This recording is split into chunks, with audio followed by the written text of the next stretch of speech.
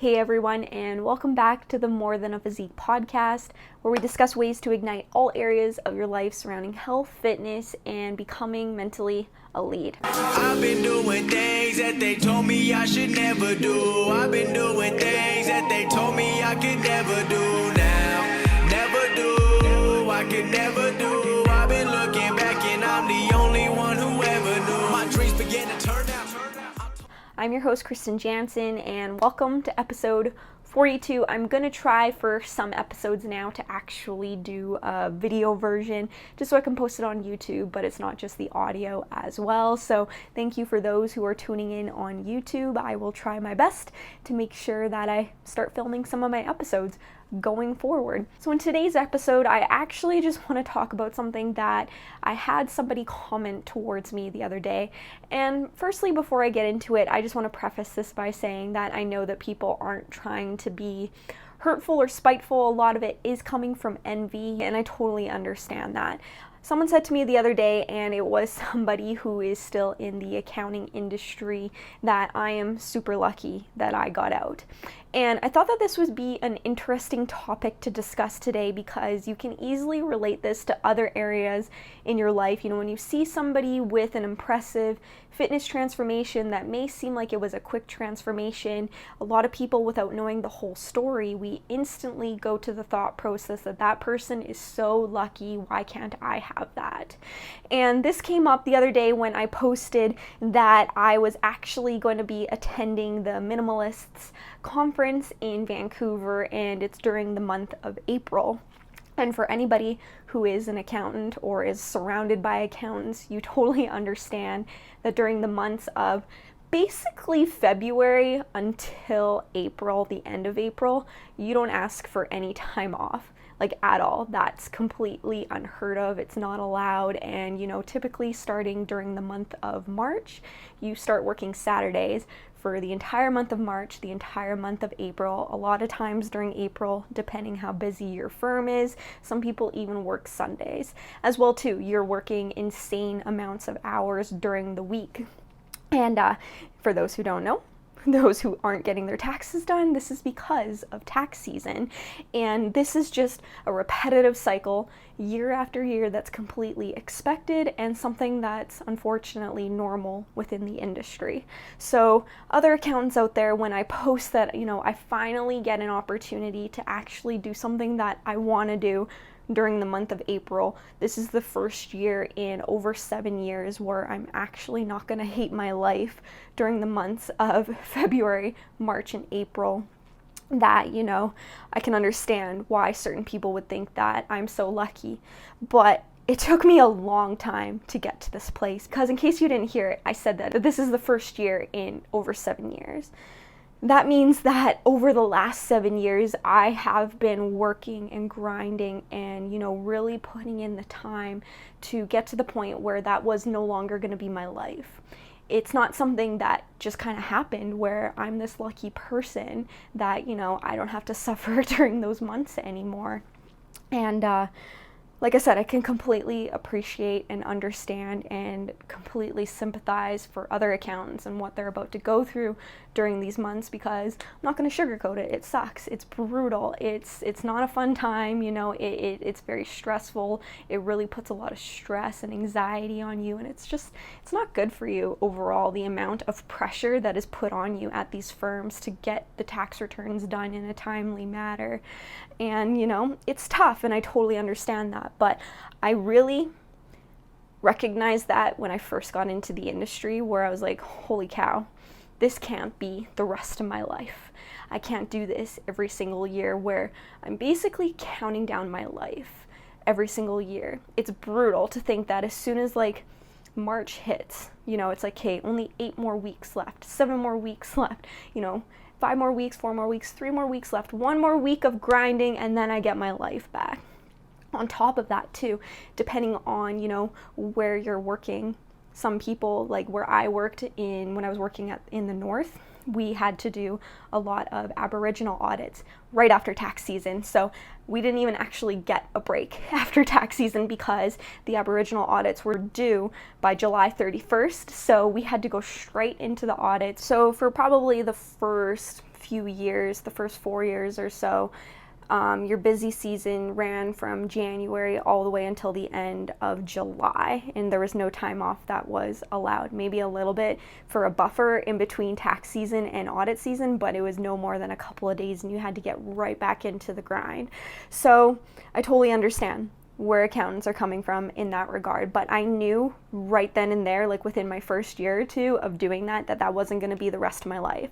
So I had an exit strategy, and with that exit strategy, it was it took me over 5 years to get to the point where I can finally, live the life that I want to live during the months of March and April. And not a lot of people see the hard work that went into that. They see me where I'm at right now, where, I just posted a video a few months ago saying I quit my 9-to-5 and now I get to go do all these things that I've always wanted to do.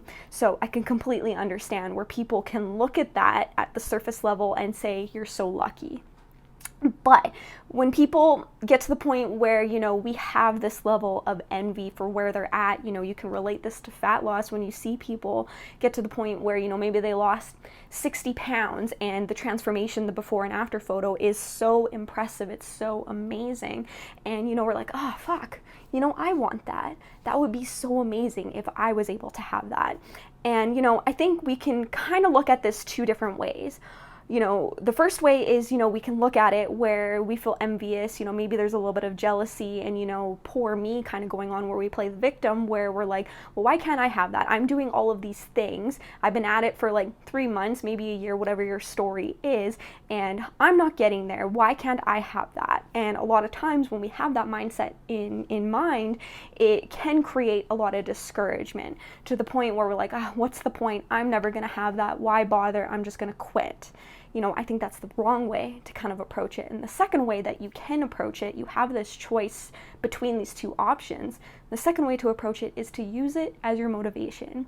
You have to use it as a way to generate your motivation so you can continue on with your journey. Take a step back and always remember that you never know the full story as to how someone got to the point where they are. Because at the end of the day, not everybody's completely transparent. I'm trying to be transparent with you guys and tell you everything that I've been through, everything that I have put into place to allow me to be where I'm at right now. It wasn't an easy road. It was a lot of hard work. It took way longer than I thought it was going to take. And I think we often forget that that's pretty normal for a lot of people in their situations. Most of the time, it is going to require much more work and effort than you initially anticipated. It is going to take way longer than you expect it to take, and it's going to be a lot harder than we want it to be. But if we remember that these 3 things are pretty normal for most people when they are fighting for where they want to be, it can really allow us to, not play the victim so much when we are going through those things. You're going through your chapter 3 right now, where I'm at my chapter 10, but I had the same emotions, the same frustrations, the same impatience, everything that you're going through when I was at my chapter 3. The difference is you cannot let those negative emotions where, you feel impatient, you feel like things aren't working, allow it to actually sink in, because if it does, that's when you quit.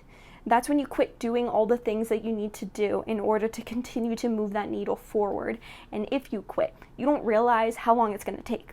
You might think that it's taking longer than what you want it to, but you don't realize that it might not take much longer if you just keep putting in that time, you keep putting in that effort, and you just always remember that if you keep pushing and you never let those negative emotions take over, one day you will get to that chapter 10 as well, where you can just, finally be where you want to be, where all your hard work completely paid off. And if I can share anything with you that I have learned over these last several years of me getting to this point, looking back retrospectively, all of the hard work and the pain and the suffering and the time that it took to get to this point, it made it so much better. It made it so much more worth it. I really do believe that the harder that you have to work for something, the more you're going to appreciate it. And then the more you appreciate it, the more likely you are to sustain those results. So relating this back to fat loss, if it takes a lot longer for you to get to where you want to be, you're going to appreciate so much more. Whereas, a lot of people, if they lose their weight super quick, super fast, they're not developing